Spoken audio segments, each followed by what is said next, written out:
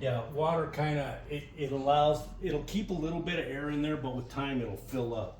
Oh. So what you got to do to empty those, you have to punch a hole in the bottom to drain them down.